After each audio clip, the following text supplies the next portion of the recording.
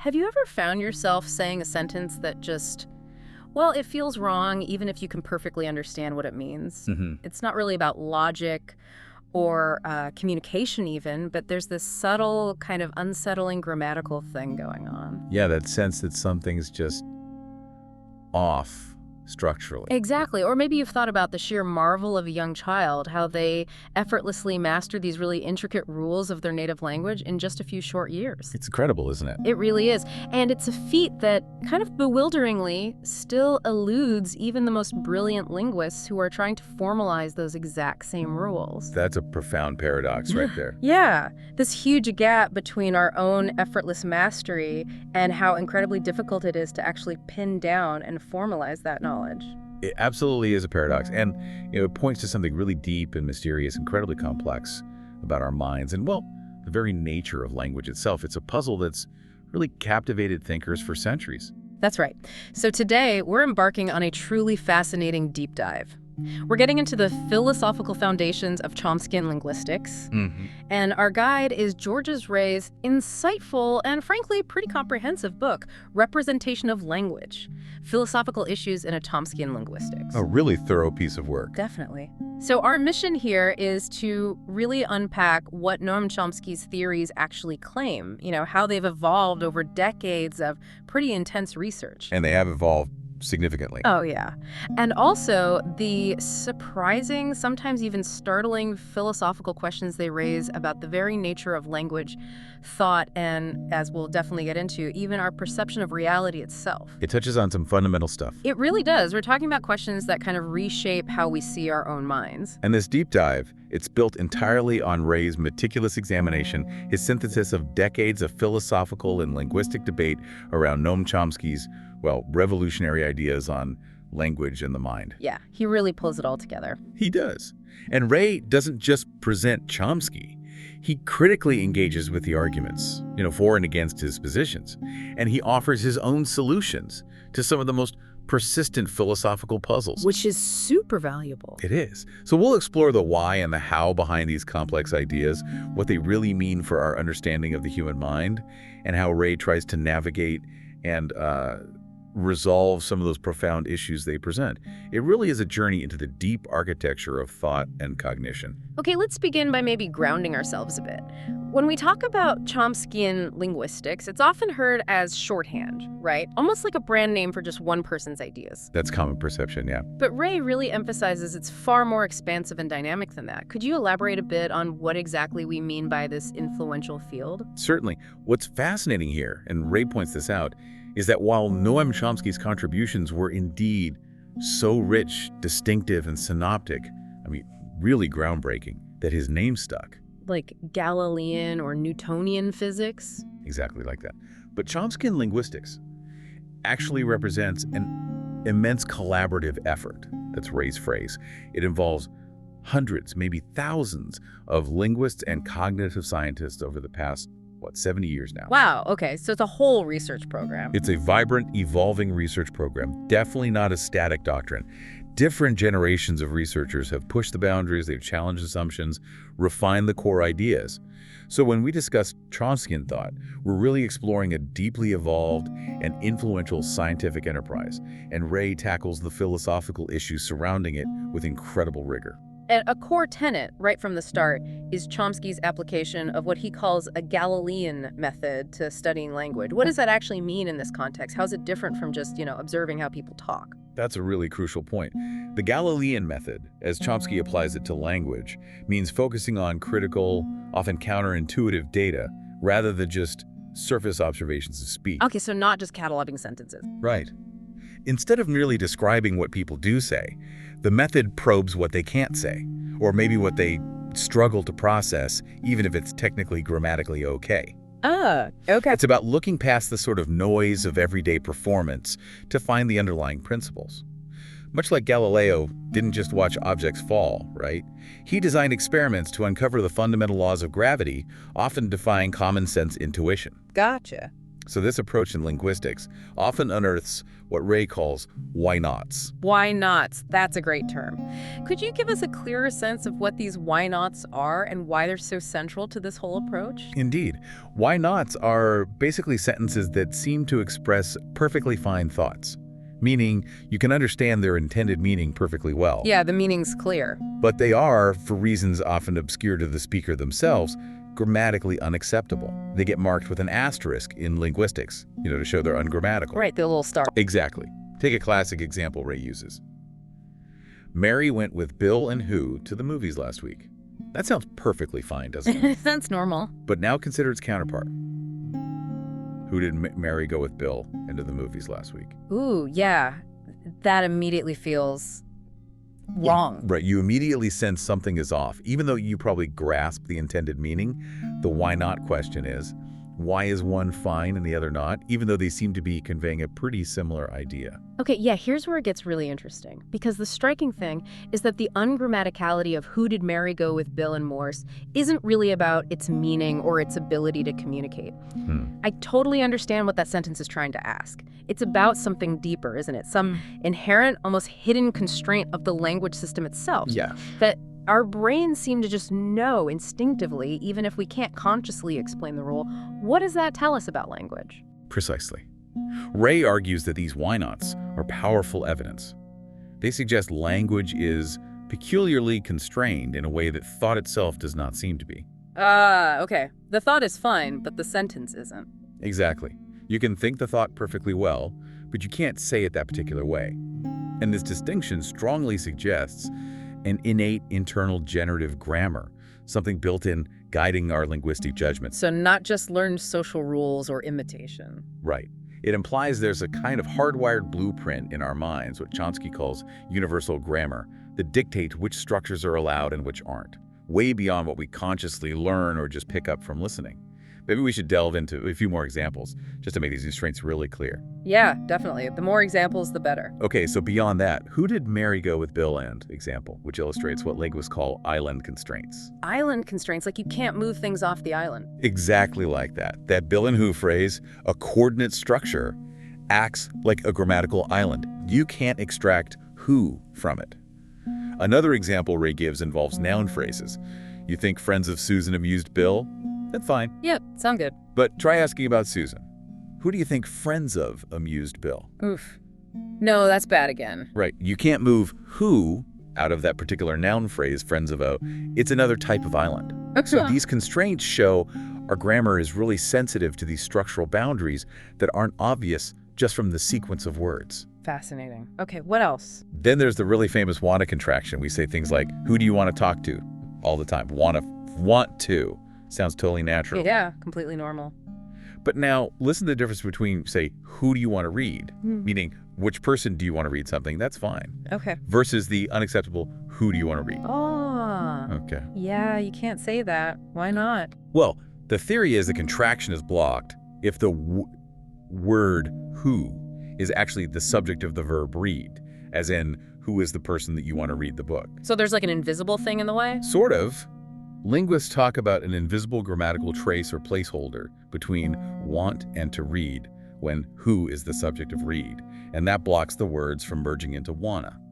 It's clearest maybe with verbs that don't take an object, like sing or die. Who do you want to sing is fine, but who do you want to sing is impossible. Wow. Okay, so our brain is tracking subject-object roles even when we're not aware of it. Exactly. Yeah. It shows our internal grammar is incredibly sensitive to the underlying role and position of words, even subconsciously. That's amazing. Any other categories? One more really compelling type. Negative polarity items, or NPIs. These are words like any or ever or at all, or even phrases like in weeks in certain contexts. Okay. They have this peculiar property. They need a licensor, usually something negative like not, or a question, or a word, expressing doubt to be grammatical. Right, like you can't just use ever anywhere. Precisely. So, I doubt he has ever spoken French is perfectly fine. Doubt licenses ever, Makes sense. but change the licensor. I know he has ever spoken French. That's completely unacceptable, right? Yeah, sounds really weird. And the constraint is purely grammatical. It's not about the meaning. You can know something without implying doubt, but the grammar just forbids ever there. Or Think about, I haven't seen him in weeks. That's fine. Yep. But I have seen him in weeks, Yeah. meaning for a long time. No, that doesn't work. Or, do you have any wool? Versus, I have any wool. Got it. So these aren't just preferences, they're hard rules. Exactly. They reveal these deep-seated, abstract grammatical rules governing how words interact. The grammar overrides the meaning, even if the meaning seems clear. These WhyNots really do drive home Chomsky's famous distinction, don't they, between competence and performance. Absolutely fundamental. So for us, the everyday speakers just trying to communicate, what does this crucial distinction really mean? And how does it help us understand what language actually is in our minds? It is fundamental. So, competence, in Chomskyan Linguistics, refers to the underlying system. The grammar that resides in our minds, it's an abstract, often unconscious knowledge of the rules of our language. The hidden knowledge. Right. And it's responsible for our innate ability to understand and produce, theoretically, an infinite number of new sentences we've never heard before. Okay. Think of it like the perfect, detailed architectural blueprint for a house. It specifies every beam, every wire, every load-bearing wall with absolute precision. That's competence. This is what Chomsky calls I language, the internal individual language system inside each speaker's mind. Okay, the ideal blueprint. Then what's performance? Performance, on the other hand, is the actual use of language out in the real world. And this is the messy, imperfect manifestation of that underlying competence. Yeah, the reality. Yeah. It's filled with errors, distractions, memory lapses, false starts, slips of the tongue, other cognitive factors, environmental noise. All the stuff that obscures the underlying competence. Like building the house from the blueprint? Exactly. So while I language, competence is the perfect blueprint, performance is the actual, often messy construction process. Complete with mislaid bricks, coffee stains on the plans, temporary scaffolding, maybe even a few shortcuts the builders take because of mistakes or tiredness or pressure. Right. The blueprint itself is ideal, but the actual build might have quirks and imperfections that don't reflect a flaw in the original design. They reflect the process of building. And Ray mentioned some interesting examples of sentences that are grammatical but unacceptable, which really nail this competence-performance divide. Oh, yeah. Like what? Consider center embeddings. A famous one is something like, the man, the girl, the cat scratched love died. Whoa. Okay, that's hard to follow. Right. It's technically grammatical according to English rules. You can break it down. Sure. The cat scratched the girl loved the man died. All fine pieces. Right, logically. But string them together like that, embedding them in the center, it becomes incredibly difficult, almost impossible for us humans to process and understand. You might even just reject it as wrong. Yeah, I probably would. Even though a different structure, like the cat that scratched the girl that loved the man suddenly died, is much easier. Our difficulty with the first one isn't a grammatical error in the sentence itself, it's a performance limitation. Like our brain's memory buffer overflowing. Exactly. Short-term memory constraints, process capacity being overwhelmed, stuff like that. Ray also mentions grammatical illusions. Like sometimes you might hear, the bridge to the islands close at 7. Yeah, sounds almost right. Almost. Our minds sometimes kind of autocorrect for agreement errors in perception, making us miss the ungrammaticality it should be closes. Yeah. Right. Unless we pay close attention. We think we heard it correctly. That's fascinating. We're smoothing over the errors. Sometimes, yeah. And what's really remarkable, as Ray points out, citing studies by Sprouse and others, is that there's roughly a 95% correspondence between the intuitions of trained linguists about these WhyNots and the intuitions of non-linguists. 95%. Yeah. It strongly suggests these judgments aren't arbitrary, they're not just learned in a classroom. They reflect a shared, deep-seated grammatical system, our I language, that goes way beyond conscious knowledge or formal training. So our gut feelings about grammar are actually pretty reliable indicators of this hidden system. They really seem to be. Our intuitions aren't random, they reflect an underlying cognitive reality. So it's not just about these weird sentences or processing glitches then. What other kinds of evidence point towards this deep, innate system, this I language, being distinct from our everyday language use, or even just general intelligence? What else makes us think it's, hardwired and special?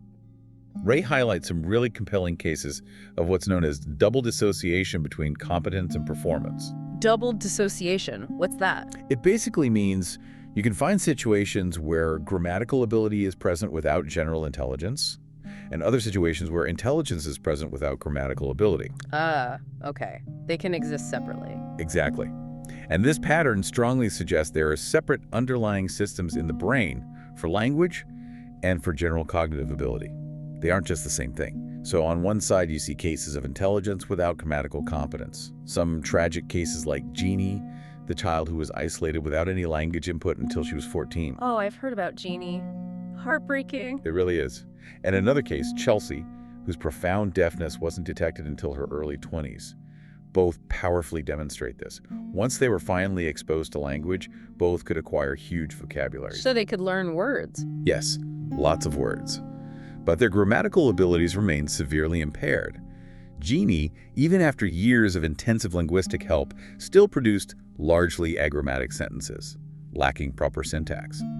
Chelsea, too, despite having a big vocabulary and communicating basic ideas, would say things like, "the small the hat," or "the girl is going the ice cream shopping, buying the man." Wow. So the grammar part just didn't develop properly? It didn't. And these cases are critical because they suggest there might be a critical period for acquiring grammar, and crucially, that grammar isn't just a byproduct of general intelligence or learning from what you hear. There seems to be a specialized, biologically constrained component for grammar itself. Okay, so that's intelligence without grammar. What about the other way around? Right. Conversely, there are cases of grammatical competence without typical intelligence. Some children with Williams syndrome, for instance, they often have an average IQ around 55, significant cognitive and spatial limitations, but sometimes display an absolutely exceptional grasp of language. They can produce remarkably elaborate, grammatically complex sentences and discourse, despite their other cognitive struggles. Really? Like complex sentences? Yeah, spontaneous use of multiple clauses, sophisticated vocabulary, things that seem well beyond their general cognitive level. They might struggle with simple math or drawing a simple shape, but their language can be incredibly fluent and complex. That truly suggests a dedicated language faculty, doesn't it? Something separate. It really does. It suggests it can operate independently of and sometimes even thrive despite limitations in other intellectual areas. And if we connect this to the bigger picture, Ray brings up Ray Jackendoff's famous linguist's paradox. What's that? Jackendoff asks, how is it that after more than 60 years of concerted, meticulous study, even the most brilliant linguists have yet to come up with the complete rule system effortlessly mastered by every child in 3 to 4 years? Yeah, that is mind-boggling when you put it like that. It really is. It underscores the incredible complexity of our internal I language and the profound mystery of how kids acquire it so easily. It's why Ray, kind of humorously but also accurately, concludes that linguistics may be just as hard as dentistry. Meaning it's a serious, complex science. Exactly. A rigorous, complex scientific endeavor dealing with deep, hidden biological structures, not just, describing social habits. Wow.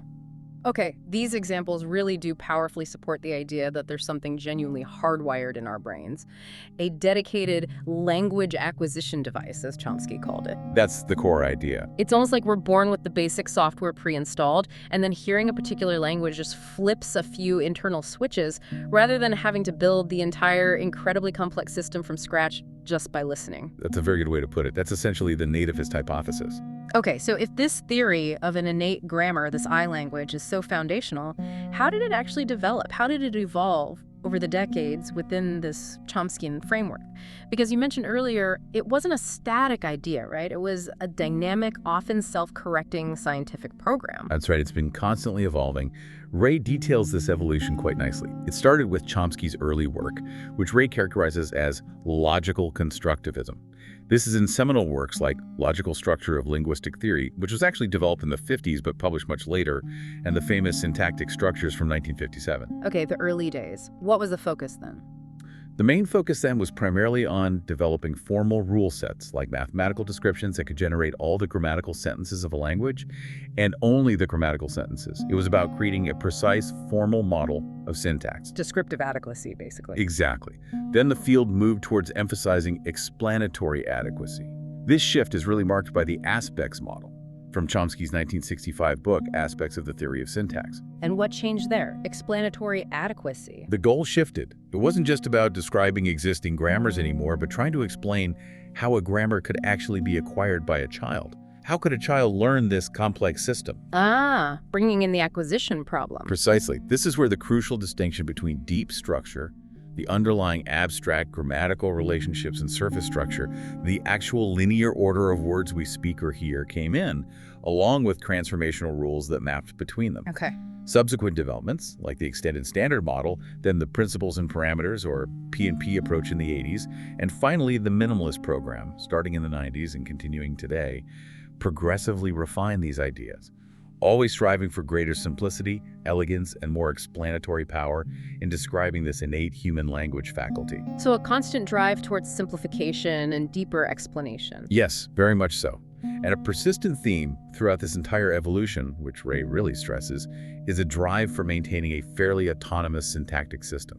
Autonomous syntax. Meaning what, exactly? It means resisting what Ray calls teleotyranny. Teleotyranny. Sounds ominous.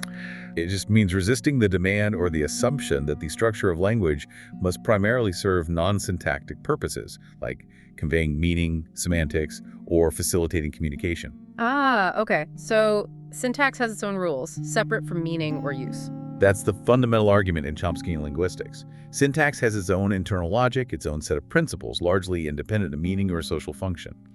Ray uses the analogy of designing a car engine. Okay. Imagine an engineer designing an engine for maximum power and efficiency. They focus purely on its internal mechanics, pistons, fuel delivery, etc., without necessarily dictating that the engine must be used for delivering pizzas or winning races. Right. Its design is separate from its ultimate use. Exactly. Its fundamental design is separate from its varied functions or purposes, even if it is ultimately used for those things. Similarly, the innate grammatical system, the I language, follows its own structural rules. It enables communication, but it's not defined or solely shaped by the need to communicate. That makes sense. Okay, so if this autonomous innate grammar is supposed to be universal, how does this framework handle the huge diversity we see in human languages? I mean, Italian is structurally pretty different from English, and Japanese is incredibly different from French. Right. How do you explain that diversity while still holding onto a core universal system? This is exactly where the principles and parameters P&P approach became so powerful.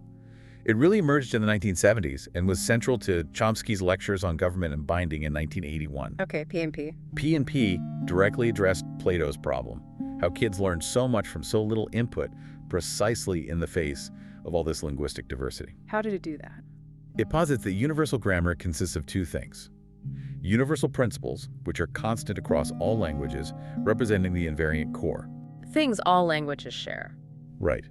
But it also introduces parameters. Think of these as binary switches in this system that can be set differently based on the language a child is exposed to. Like switches, okay. Yeah. And these different switch settings are what give rise to the observable linguistic variation we see across the world.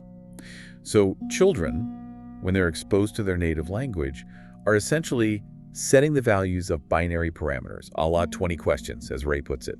They're flipping switches in their innate grammar based on the specific linguistic data they hear. So the core system is the same, but the switches get set differently. Exactly. It's an elegant framework that allows for both deep universality and surface diversity. Let's look at a couple of classic examples Ray mentions, just to make it concrete. Please do. First, the null subject parameter, sometimes called the pro-drop parameter.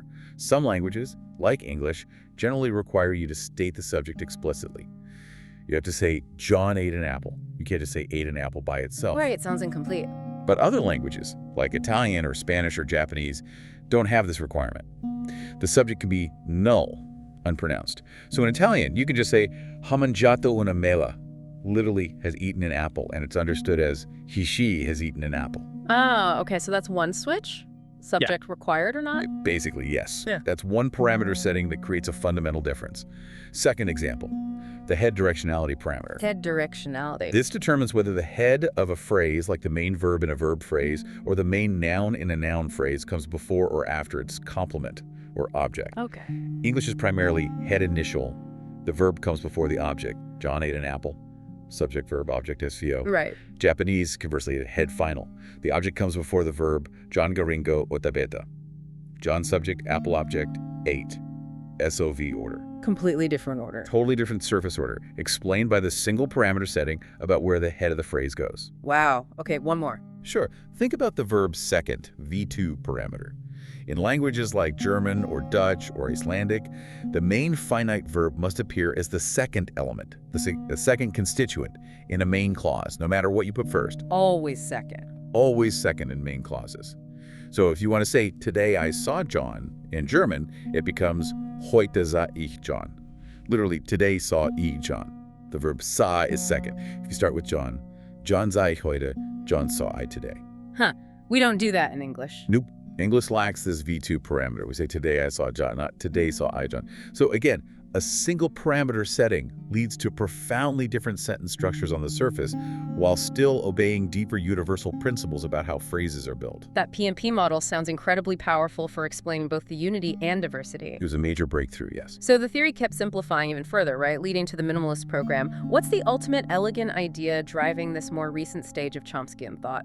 It almost sounds too simple, maybe, given how complex language feels. That's precisely the goal and the beauty of it.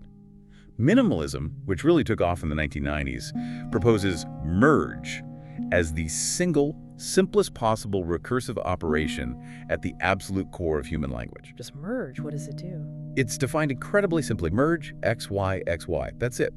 You take two linguistic objects, let's say x and y, and you combine them to form a new, larger linguistic object, a set xy, that contains both original objects. That sounds really basic. It is, and it's an immensely bold conjecture, as Ray calls it, that nearly all of syntax, the entire complex structure of human grammar, could potentially be captured by this one fundamental, elegant operation. How would that work? Can you give an example? Sure. Take the verb love and the noun marry. You merge them. Merge, love, marry. That creates a basic verb phrase. Okay. Then you can take, say, a modal verb like will and merge it with that phrase you just created. Merge, will, love, marry. Building it up. Exactly. Finally, take the noun John and merge it with that whole structure. Merge, John, will, love, marry. And that hierarchical set structure represents the sentence John will love Mary. Wow. So just combining things two at a time creates the structure. That's the core idea. This simple operation, applied over and over again, that's the recursive part, is what generates the hierarchical nested structures we see in all human languages. Well, and this incredibly simple core of recursive merge, sometimes called the FLN, Faculty of Language in the narrow sense. FLN. Faculty of Language narrow sense, just merge, essentially. It's theorized that this operation might have evolved relatively easily, perhaps from existing cognitive abilities when structuring thought or plans. Its computational simplicity suggests it wasn't some massive, improbable evolutionary leap. So it could have appeared more gradually. Possibly. The idea is it was likely first used just to combine and express existing concepts from earlier mental systems. But then, crucially, by exploiting its recursive power, its ability to apply to its own output, creating bigger and bigger structures, it was able to create indefinitely many complex new ones. Opening up infinite possibilities. Exactly. And this is a key part of Chomsky's proposed solution to what's sometimes called Darwin's problem for language. How could something so complex, with seemingly boundless creativity and infinite combinations, have evolved in our species without requiring some impossibly complex sudden mutation? Right. Minimalism suggests language's creativity isn't a miracle, but maybe a natural consequence of a very simple yet incredibly powerful computational engine merge being let loose. So what does this all mean? It's really profound. A single, elegant, maybe profoundly simple operation merge could be the fundamental engine generating the infinite complexity and creativity we see in all human languages. It's an astonishing claim, truly. It really is. About the fundamental nature of our linguistic capacity and, well, by extension, about the basic architecture of the human mind itself. It really challenges us to think about how immense complexity can emerge from such minimalist beginnings. Okay, so beyond the nuts and bolts of grammar itself, Chomsky's work, and especially Ray's analysis of it, plunges us into some really deep philosophical waters. Questions about the mind, consciousness, even the nature of reality. Let's try to unpack this crucial concept of intentionality. It sounds a bit abstract, maybe, but Ray argues it's absolutely fundamental to how we think, perceive, and use language. It is fundamental, though definitely abstract. Intentionality is, as Ray puts it quite nicely, the familiar but curious property whereby an idea or other mental representation is about something or has meaning or content. The aboutness of thoughts. Exactly. It's the directedness of our mental states. When you think about a tree, your thought isn't just some random pattern of neurons firing. It's specifically about a tree. When you have an idea of a triangle, your idea has the content of a triangle. And this applies even to concepts of things that aren't real, like mythological figures, ghosts or Zeus, or maybe outdated scientific ideas like phlogiston, or abstract mathematical objects like perfect Euclidean triangles. Yeah, things that don't physically exist. Correct. They all have intentional contents. Our thoughts refer to or pick out these things regardless of whether those things are physically real or not. Your mental states are always of or about something. And just for some historical context, the 19th century German philosopher Franz Brentano famously claimed, plausibly claimed, as Ray says, that intentionality is actually what's distinctive about the mental. The defining feature of mind. That was his argument, that it's the hallmark of all psychological phenomena, distinguishing them from purely physical things. He also believed it presented these really puzzling logical problems that made it seem irreducible to purely physical processes. How can a physical state be about something else? Right, the aboutness itself isn't physical. Exactly. And because of these logical puzzles and this seemingly non-physical nature of aboutness, many philosophers and scientists, both historically and even today, have tried to just exclude intentionality from serious scientific study. They see it as too fuzzy, too metaphysical maybe, for rigorous empirical investigation. It's been a major battleground in the philosophy of mind. Okay, so how does this connect to Chomsky's work then? Ray notes something quite perplexing here, right? A kind of contradiction. He does. Ray points out that Chomsky seems to deny the relevance or maybe even the existence of intentionality in his scientific theories of language, or at least tries to avoid the term. Okay. Well, at the same time, his own theoretical descriptions constantly use inherently intentional terms. He talks about the mind cognizing things. This is his technical term for knowing something unconsciously. And he talks constantly about representations. But cognizing representations sound pretty intentional. They're about something. Exactly. Yeah. It's like he's implicitly using the very concepts he explicitly tries to distance himself from. Chomsky often insists his theory is about internal mental representations, the structures inside our heads, and not about actual external words or sentences as physical sounds or marks. Okay, focused on the internal state. Right. But Ray astutely argues that even if these internal representations aren't about actual things in the physical world, like if the word unicorn doesn't refer to a real physical animal, Right. they can very well have meaning, or what philosophers call intentional content, as is patently the case with representations of Zeus, ghosts, phlogiston colors, and Euclidean triangles, whose existence is at least disputed. Yeah. You can have a clear mental representation of these things, and that representation is about them, even if they don't exist physically. So the contradiction is using terms like representation, which imply aboutness, while trying to avoid the philosophical baggage of intentionality itself. That's the tension Ray identifies. So Ray's proposed solution to navigate this dilemma is quite interesting. He cautiously resurrects a term of Brentano's. Oh yeah, which one? He suggests these mental contents are of or about intentional in existence. Intentional in existence, meaning things that don't exist, but we think about them. Essentially, yes. These are the objects of our thoughts, perceptions, and representations that simply are not real in the external physical world. But crucially, Ray insists this is not some dubious metaphysical claim about a special realm of non-existent things. Okay, that's important. It's not spooky stuff. Right. He says talk of intentional inexistence is just a convenient, if admittedly logically peculiar way of characterizing the intentional content of psychological states. And it involves speaking as if the content is veridical, as if it refers to something real, even when it doesn't. He calls this strategy representational pretense. Representational pretense, like we're pretending. Sort of. It doesn't mean these things actually exist in some special ontology, some realm of non-being. It's more like pretending there are ghosts in a haunted house game. The pretense itself doesn't magically create actual ghosts, but it's a useful way of describing and engaging with our mental states and their contents. The content of the game is about ghosts. It's a kind of shared cognitive fiction that enables us to communicate and reason about things, real or imagined. Okay, let's try to unpack that a bit more. Right. So when we think of Zeus, the concept of Zeus is definitely real in our minds. Our thought is about Zeus, but Zeus himself is an intentional inexistent. He doesn't exist out there. Correct. So what does this profound idea mean for language then? Are words themselves in existence? That seems really challenging to our everyday understanding of what a word even is. That's precisely the radical implication Ray draws out. Crucially, he argues that words, sentences, phrases, phonemes, and nor their properties, what Ray calls standard linguistic entities or SLEs, are by and large just further intentional and in some cases perceptual in existence. Wow, okay, say that again. Words and sentences are in existence. That's the claim. What this means is that the very words we think we hear and speak might not actually exist as discrete, distinct, stable, physical entities in the external world in the way we normally assume. Like they're not little sound objects floating in the air. Not in a clean, unambiguous way.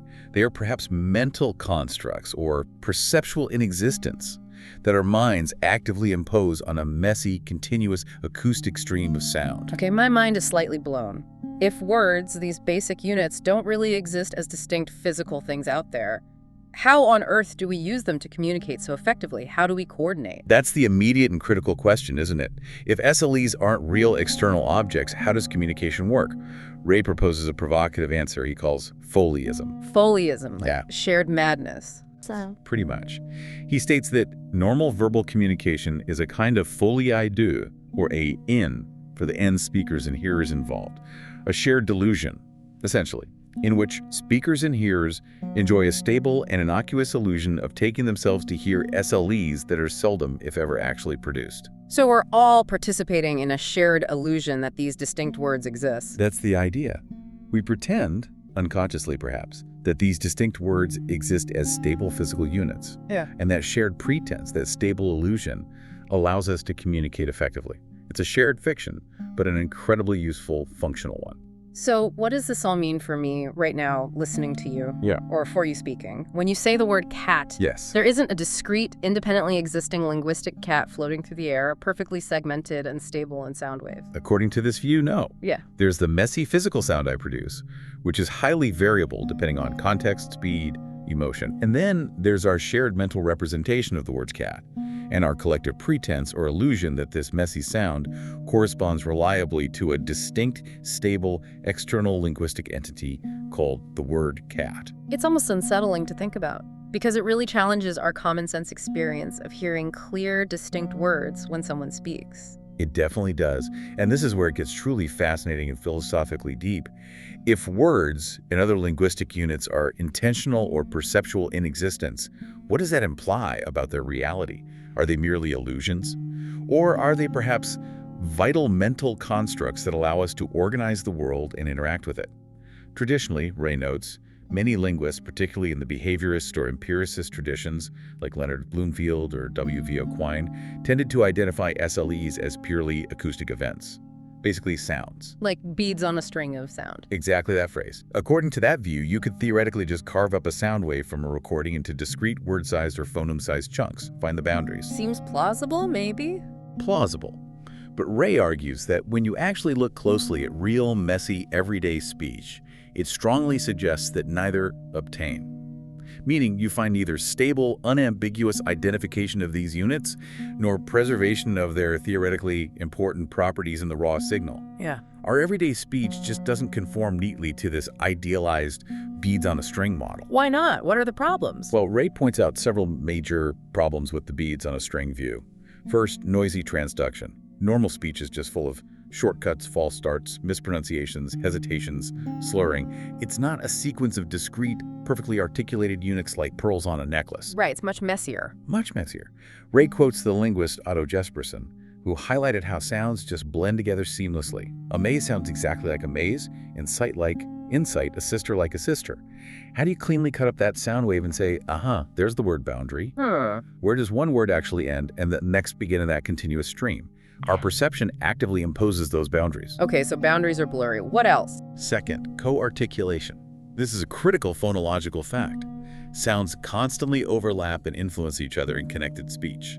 You simply can't cleanly segment speech into independent phones or words as distinct physical units, because the way you pronounce any one sound is always affected by the sounds that come before and after it. Can you give an example? Sure, think about the P sound. The P in pot is physically different in terms of airflow. Aspiration from the P in spot, the S affects it, or the vowel A in man is different from the A in map because of the following nasal sound. So the very notion of a word or a foam as a truly distinct, invariant physical unit is really an abstraction, not an empirical reality you can just measure directly in the acoustic signal. So the sounds themselves change depending on their neighbors. Constantly. Third problem, articulatory idealizations. Even if we try to define phones or words as idealized productions, how they should sound if spoken perfectly clearly in isolation. Like in a dictionary pronunciation guide. Right. Ray argues those ideal conditions might seldom, if ever, occur in ordinary speech. Speakers invariably get compressed or otherwise distorted in normal connected speech due to speed, efficiency, casualness. So even an ideal sound target often doesn't actually get produced with perfect precision in a natural conversation. Which means our brains must be constantly reconstructing, right? Inferring the ideal form from imperfect, highly variable input. Exactly. Our minds are doing a huge amount of work behind the scenes to perceive stable words. Ray also briefly discusses speaker intentions as maybe a way to define words. Perhaps a word exists if the speaker intended to produce it. That seems plausible, too. But he notes the limits. He uses a humorous analogy. No matter how sincere a person might be, their mere intention cannot create a tuna sandwich by producing a xylophone. Huh. Okay, point taken. Intention isn't magic. Right. So while intentions obviously matter hugely for communication, they don't magically create real, distinct linguistic entities out of thin air or out of noisy, continuous sounds if the sounds themselves don't bear at least some reasonable resemblance to the intended linguistic structure. The physical signal still plays a role, even if it's imperfect and needs interpretation. So the conclusion here is pretty radical. The words and sentences we think we're hearing and producing might not actually exist in the external physical world as these discrete, stable entities we usually assume them to be. That's the argument Ray builds. Instead, they're powerful constructs, maybe perceptual in existence, that our minds impose on a messy, continuous acoustic reality. This really shifts our understanding of what language is, doesn't it? Not just an external phenomenon out there, but deeply an internal one, profoundly shaped by our own cognitive machinery. It places the locus of language squarely back inside the mind-brain. Which brings us, I think, to maybe the greatest mystery of all. If language is this complex, full of subtle, unconscious constraints, and even the basic words we use aren't these clearly defined external things, how on earth do children manage to acquire it, and so quickly, so accurately? It really is astonishing. They don't go to grammar school at age 2, parents aren't constantly correcting their deep grammatical errors, and the input they receive is, as we've just discussed, surprisingly messy and incomplete. It honestly feels like a miracle sometimes. It absolutely does, and Chomsky famously calls this exact problem Plato's problem. Oh. He draws the analogy from Plato's Meno dialogue, where Socrates guides an untutored slave boy to understand a geometric theorem, implying the knowledge was somehow innate, just needed prompting. Ah, okay. So Plato's problem for language is... It's basically, how can we know so much given the poverty of the stimulus available in the environment? How do children acquire this incredibly complex grammatical system when the evidence they get seems so limited and flawed? The poverty of the stimulus. Yeah. Children learn this intricate grammar despite receiving virtually no explicit negative data. That means parents almost never correct purely grammatical errors in a way that would explain the rule. What do you mean? Parents correct kids all the time, don't they? They correct for truth. No, doggies don't fly. For pronunciation, say spaghetti, not paschetti. Or maybe for politeness. But studies show they very rarely correct purely syntactic errors. When a child says something ungrammatical like, I go to the store, parents are far more likely to respond to the content. Oh, what did you buy? Or maybe correct the irregular verb. You mean, I went to the store. But they almost never explain the underlying grammatical rule that irregular verbs don't take aid in the past tense. I see. They don't give grammar lessons. Exactly. And this lack of explicit feedback on the rules themselves is a massive problem for any theory that claims language is just learned from the environment, like any other skill. How do kids figure out what's not allowed if no one tells them? And to highlight this poverty of the stimulus even more starkly, Ray points to a really remarkable study by Ledden and Lids from 2006. Okay. They analyzed 10,000 why phrases questions starting with who, what, etc. in speech directed at children. 10,000. And they found no why phrases that even contained a reflexive pronoun like herself. In complex structures, think of a sentence like, "Who did Mary ask to introduce herself?" Right, that's a pretty complex sentence, and they found none like that. None in 10,000 examples of child-directed speech. Yet children somehow effortlessly master the rules governing these complex structures. How do they learn the rules for something they literally never or vanishingly rarely hear? It can't just be imitation or frequency counting. Wow. Okay. That's compelling evidence for something more than just input. It really is. And furthermore, as we've already touched on, the linguistic input children do receive is rife with shortcuts, false starts, mispronunciations, and other anomalies. It's messy. Performance errors, yeah. Exactly. Children hear all manner of potentially misleading anomalous speech. They hear simple deletions like "love you" instead of "I love you." They hear meta-linguistic comments like, "It would be silly to say pigs fly." They hear interruptions, incomplete sentences. And what about things like nursery rhymes or songs? Yes. They hear archaic or mannered speech from prayers, poems, nursery rhymes. Think about lines from Blake's The Tiger again. "In what distant deeps or skies burnt the fire of thine eyes? On what wings dare he aspire? What the hand dare seize the fire?" Yeah, nobody talks like that normally. Right. So how is a child supposed to figure out which constructions are part of the core, rule-governed input they should learn from, and which are performance errors, or jokes, or poetic license, or archaic forms they should ignore? Especially when the weird stuff might be quite frequent in their environment. How do they filter all this overwhelming noise to extract the underlying grammar with such incredible precision and speed? This is truly fascinating. It really does powerfully suggest that children aren't just passive tabula rasas, blank slates soaking up information. They must have some kind of pre-existing knowledge, some internal structure, some sophisticated filter or guide to make sense of such a messy, incomplete, and often misleading input stream, and to converge on the correct grammar so quickly. Precisely. That's the core of the nativist argument. And Chomsky's proposed solution to Plato's problem is, of course, universal grammar. Universal grammar, the innate blueprint. Right. He proposes it's an innate component of the human mind, a species-wide initial state of a system that provides the invariant principles, the foundational blueprint for language acquisition. Now, Ray argues for a specific version of this solution, which he calls quasi-brute process nativism.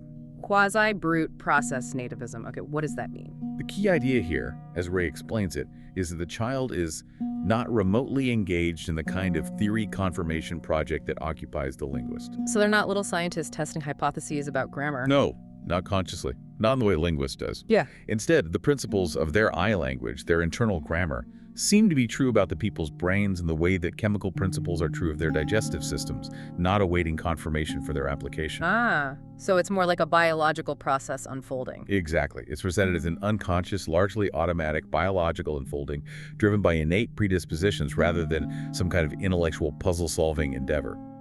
Ray uses the analogy of a child growing new teeth around age 6 or undergoing puberty. Things that just happen naturally. Right. They're largely automatic, biologically predetermined processes that unfold given the right environmental triggers, like nutrition or hormonal changes. It's not something the child consciously learns or confirms through hypotheses. The child doesn't learn to grow teeth, they just do, provided they get the right input, like food. Similarly, the idea's grammar largely unfolds, triggered by linguistic input. Okay, so that's the strong nativist view, presented as a biological process. What are the main alternatives then? Surely there are other prominent explanations for how kids learn language. Oh, absolutely. The primary alternatives are typically grouped together under the banner of general statistical GenStat approaches. GenStat, okay. What's their core idea? These approaches generally propose that children act more like little linguists, or perhaps better, little statisticians. They suggest children can induce EUG by merely domain general statistical procedures. Domain general, meaning using learning abilities that aren't specific to language? Exactly. Relying on general-purpose cognitive abilities like inductive reasoning, analogical reasoning, and statistical learning methods applied to the language input they hear. These views are often put forward by, say, cognitive functional linguists or proponents of connectionist models or neural networks. Right, the idea that the brain's general learning mechanisms are powerful enough. Yes, powerful enough to acquire language without needing specific, innate linguistic knowledge pre-programmed. They argue children are incredibly sophisticated pattern matchers, spotting correlations and frequencies in the input and building up grammar from that. Okay, that sounds plausible too, in a different way. But Ray argues these GenStat approaches face some significant problems. He does. He details several major empirical difficulties for these approaches. One, virtual lack of data. We keep coming back to this, but it's crucial. As we mentioned, many subtle grammatical constructions that children master, especially the constraints revealed by WhyNots, like island constraints or wanna contraction, are vanishingly rare or even completely absent in the actual speech they hear. Like the reflexive pronoun example. Exactly. Ray also mentions parasitic gaps, another complex syntactic structure. A search of multiple large corpora of child record speech found basically no examples. Yet competent adult speakers effortlessly produce and understand sentences with parasitic gaps and respect the complex rules governing them. How can a child learn something that's just not statistically present in their input if they're only relying on statistical patterns? Right. You can't find a pattern if there's no data. Precisely. 2. Abstraction from errors and misleading data. Remember how messy ordinary speech is? Rife with shortcuts, false starts, mispronunciations. All the performance errors. Yes, plus all the potentially misleading stuff like jokes, songs, archaic phrases. A pure GenStat approach would really struggle to explain how children reliably filter out this vast amount of irrelevant or anomalous data to correctly infer the underlying grammar. How do they know what to ignore as just noise or a mistake versus what to count as a legitimate grammatical pattern to learn from? A purely statistical learner might latch on to frequent errors or weird patterns and infer incorrect rules. They'd be easily misled by the noise. They need some way to know what counts as good data. Exactly, which points towards some kind of innate filter or bias. 3. Problem of modality. This is a subtle but important point. When a speaker judges a why not sentence like "who do you want to read?" as unacceptable, it's usually not because it's just improbable or statistically unlikely to occur. It feels stronger than that. It does. It feels, in some important way, impossible structurally. It's not merely low probability. It feels fundamentally wrong, like a violation of the system's rules. This strong qualitative sense of grammatical impossibility is incredibly hard for statistical sampling alone to explain. Statistics can tell you what's frequent or rare, probable or improbable, but it struggles to capture this notion of inherent structural impossibility. It's not just unlikely, it's ruled out. Right. It's a qualitative judgment of structural permissibility, not just a quantitative judgment of likelihood based on past experience. And finally, 4. Conceptualizing grammar. GenStat approaches often implicitly assume the child can somehow conceptualize the grammar their algorithms are supposed to learn. Yeah. They assume the child knows what kind of patterns to even look for. But how would they know what grammar even is? Exactly. If grammar isn't perfectly or obviously manifested in the superficial behavior, remembering Chomsky's point that people speak in grammatical fragments, not perfectly formed sentences all the time, then how does a mere statistical inference on surface speech patterns work? Without some innate domain-specific guidance on what counts as relevant grammatical data, what features to track, like subject, verb, phrase, structure, it's hard to see how it gets off the ground. What would lead a child to exclude complex but grammatical sentences like center embeddings or common fragments like finish your thesis as being somehow different or ill-formed without some pre-existing knowledge about what grammatical structure even is and how it operates? It seems like they'd need to already know what they're looking for in a sense. That's the argument. The inference would require vastly more evidence and maybe a predefined search space than seems plausible from just the speech children hear. It seems too hard a task for even the smartest child without some innate head start.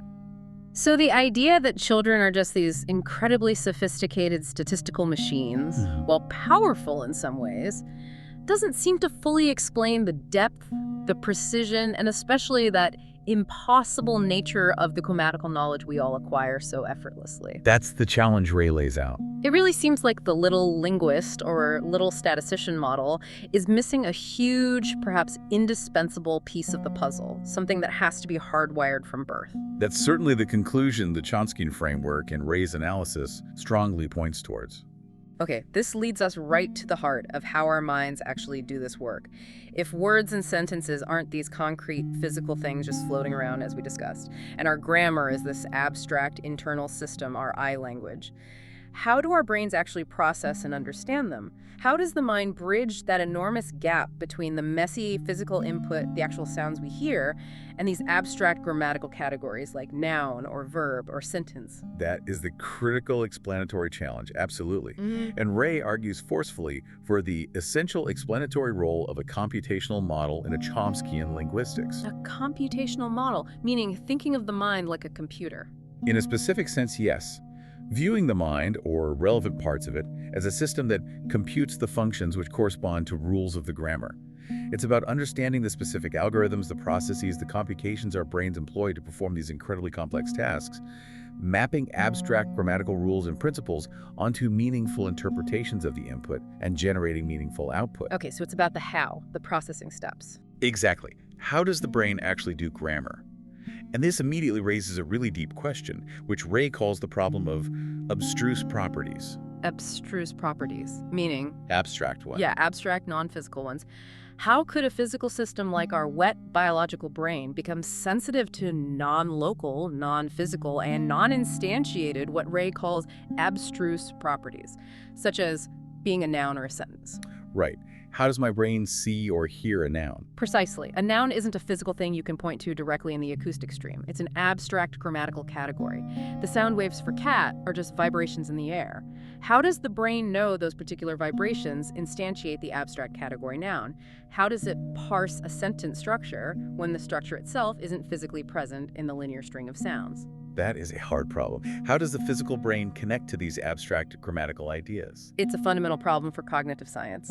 And to address this profound problem of abstruse properties, Ray proposes what he calls an ICRT. IICRT. Okay, what does that stand for? It stands for an intentional computational representational theory of mind.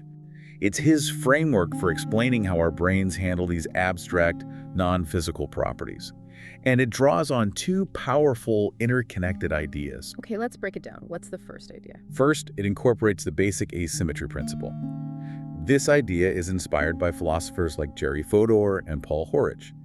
It states, roughly, that the content of a mental symbol, say your internal representation for tree, or for the category noun, is determined by some basic underlying property or template, on which all other tokens instances with that content asymmetrically explanatorily depend. Okay, that sounds dense. Basic asymmetry. What does that mean in simpler terms? It means there's a kind of fundamental one-way dependency.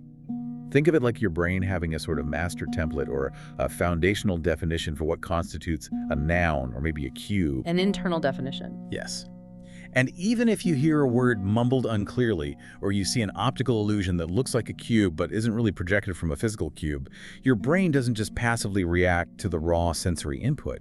Instead, it's actively trying to match that messy input to its underlying stable internal template. That's the basic asymmetry. The internal template, the basic property, dictates how you perceive and categorize the input, more fundamentally than the input dictates the template. So the internal representation drives the interpretation of the external signal. In a crucial sense, yes. The ICRT uses this idea to explain how our minds can represent something as a cube or as a noun without needing an actual perfect external physical cube or noun to be present. It accounts for the lack of existential commitment. We can represent nouns without committing to nouns existing as physical things out there. Okay, that makes sense of the intentional inexistent idea too. We represent things via internal templates. What's the second part of the IICRT? Secondly, the IICRT effectively integrates this basic asymmetry idea with the kinds of probabilistic theories that are often used successfully in bodily visual perception and linguistic processing. Probabilistic theories, like calculating likelihoods. Exactly. This allows the model to handle the messy, uncertain nature of real-world input. It allows for locally specifiable computations processes the brain can actually perform on the incoming signal to infer these abstract non-local properties, like noun or sentence structure, from the noisy, local, ambiguous input. So it combines the abstract template idea with real-world pattern matching. That's a good way to think about it. Your brain holds these abstract templates or definitions, that's the basic asymmetry part, the intentional part, but it also makes incredibly rapid probabilistic calculations based on the incoming sounds or sights to figure out the best match to those templates, guided by the innate structures, but also learning from experience. It's a dynamic interplay between top-down knowledge, the innate templates, and bottom-up sensory processing, the probabilistic analysis of the input. Okay, that sounds like a powerful way to connect the abstract grammar to the messy reality. Now, how do our deep-seated linguistic intuitions fit into this? Those why-nots we started with our gut feelings about what sounds right or wrong grammatically.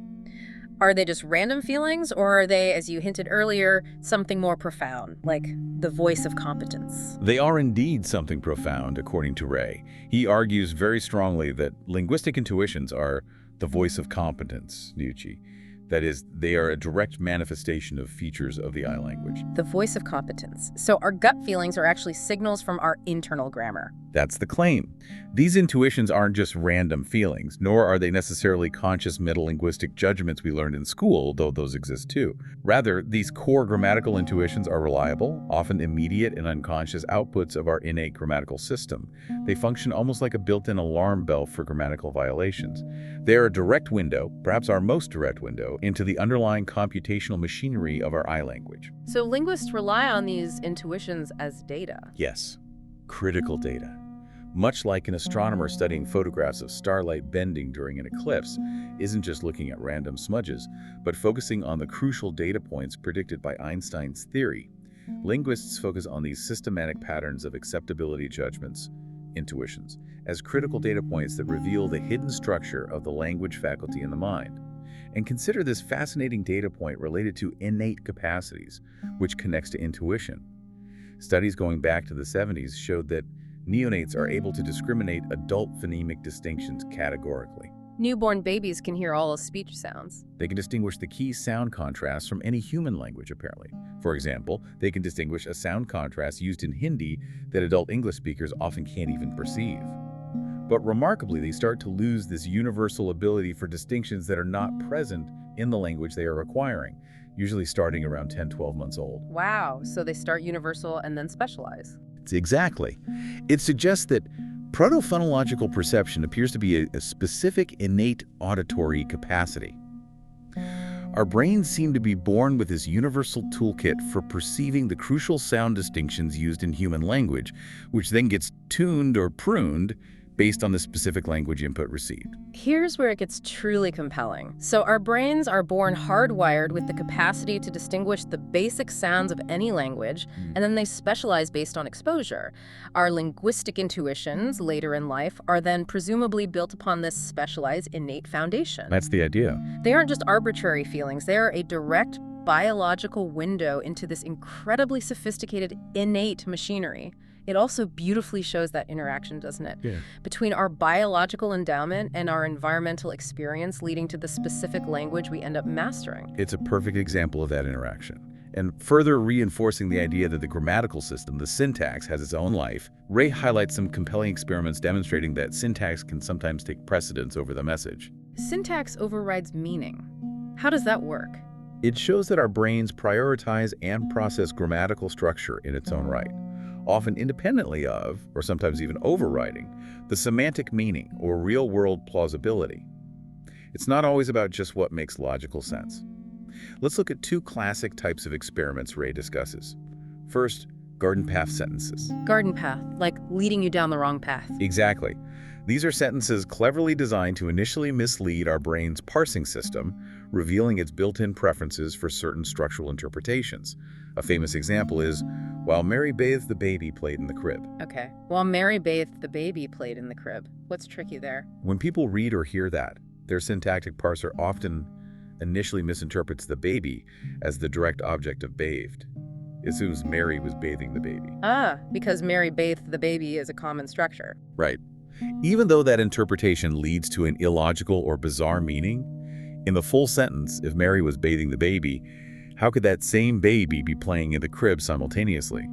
It implies two different babies, or something weird, but the parser goes for the simpler structure first. And studies show if you ask people afterwards, did Mary bathe the baby, they'll often mistakenly say yes. Even though it doesn't make sense. Even though it doesn't make sense in the full context. This demonstrates that our brain's parser often prioritizes a syntactically simple or preferred structure, even if it's temporarily incorrect or leads to semantic confusion. The grammatical parser is working somewhat independently, driven by its own structural rules and preferences. Wow. Okay, what's a second type of experiment? Structural priming. Really fascinating studies pioneered by Catherine Bach back in the 80s. They show that simply having recently heard or read a sentence with a particular grammatical structure, say a passive sentence like, "The car was driven by John," can unconsciously influence you to produce new, completely unrelated sentences using the same structure. Even if a different structure, like an active sentence, might be more natural or common for what you want to say. So hearing a passive makes me more likely to speak a passive. Yes, shortly afterwards. So if you just heard a passive sentence, and then you're asked to describe a picture, say, of a cat chasing a dog, you might be slightly more likely to say, "The dog was chased by the cat," even though the meaning is totally unrelated to the sentence you just heard, and maybe "the cat chased the dog" would be simpler. And this happens unconsciously. Yes, it happens independently of message meaning, as Ray puts it. It shows that our grammatical system operates with its own kind of structural inertia or habits, separate from the specific content or message we're trying to convey. So what does this all mean for our everyday experience? Our brains seem hardwired to prioritize grammatical structure, sometimes even leading us down that garden path of misinterpretation or subtly influencing our own speech patterns without us realizing it, regardless of the actual message or what seems most logical. That's the implication. It's really powerful evidence, isn't it, for the independent structural nature of our innate grammar. This hidden machinery working its magic beneath the surface of our conscious awareness, shaping not just what we say, but how we instantly process and understand the language flying around us all the time. It paints a picture of a highly specialized, partially autonomous cognitive system dedicated to language. #tag outro. We have just taken a truly deep dive, haven't we, into the complex, often counterintuitive world of Chomskyan linguistics, using Georges Ray's insightful philosophical exploration as our guide. It's covered a lot of ground. It really has. We started with those surprising WhyNots, those grammatically unacceptable sentences that seem to powerfully reveal our innate internal grammar, our I language. Clues hidden in what we can't say. Exactly. Then we explored that really fascinating, almost unsettling idea that the very words we use might not physically exist as distinct external things, but could be intentional in existence, operating within a shared representational pretense. Ray's concept of Foleyism, a kind of useful collective illusion enabling communication. Right, a Foley AN.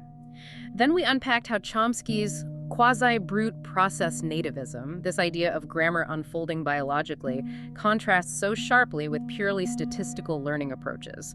We looked at the immense difficulties children would face if they were just little statisticians trying to deduce grammar from messy and impoverished input. Highlighting the poverty of the stimulus argument. Definitely. And finally, we discussed how a sophisticated framework like Ray's IICRT, that intentional and intentional computational theory, helps explain how our physical brains can actually process these abstruse properties like noun and verb, even if they aren't concrete physical objects in the world. And how that framework makes sense of our linguistic intuitions as the direct voice of competence, sometimes even overriding the literal message, as shown in those garden path and priming experiments. And if we connect all this to the bigger picture, Ray's work, building on Chomsky's theories, fundamentally underscores that linguistics, viewed this way, may be just as hard as dentistry. Back to the dentistry. Right, meaning it's a rigorous, complex scientific endeavor, deeply rooted in our biology and the intricate architecture of the brain. It's not merely a reflection of social convention or just communicative need. It's about uncovering the precise, hidden machinery of the mind. It really shifts the perspective, doesn't it? From language as just a social tool to language as a core part of our biological nature, something to be studied scientifically, like vision or digestion. Exactly. It positions linguistics much closer to the biological and cognitive sciences. So what does this all mean for you, the listener, the learner, the speaker, the everyday user of language? Well, it means that understanding language isn't just about, how we communicate or the grammar rules you might have learned or forgotten from school. There's so much more going on beneath the surface. So much more. It's about the profound, largely unconscious mental machinery, the intricate biological architecture that makes not only communication, but perhaps even our structured thoughts themselves possible. It's really a testament to the incredible hidden complexity of the human mind. Now, as we wrap up, here's a provocative thought Ray leaves us with, something to mull over. If our everyday words are ultimately, as he argues, perceptual in existence constructs of our minds rather than discrete physical entities just floating in the air, what other fundamental aspects of our perceived reality, things we absolutely take for granted as being objectively out there, might also be the result of a similar stable and innocuous illusion, orchestrated by our own incredibly sophisticated cognitive systems? It definitely makes you question the boundary between mind and world, doesn't it? It really does. It makes you wonder how much of what we perceive as real is actually a co-creation of our brains interacting with whatever is truly out there. The lines get delightfully blurry. Indeed. It forces us to confront how deeply our own cognitive structures might shape our entire experience of reality. We've truly just scratched the surface today of these deep philosophical questions that Chomsky's work and Ray's analysis of it provokes. So next time you're speaking, or listening, or maybe even struggling with a sentence that just feels wrong, perhaps you'll think about it differently. What other why-nots or potential intentional inexistence do you notice in your own language use, and what might they be telling you about the hidden, intricate workings of your own incredibly complex mind? Keep diving deep.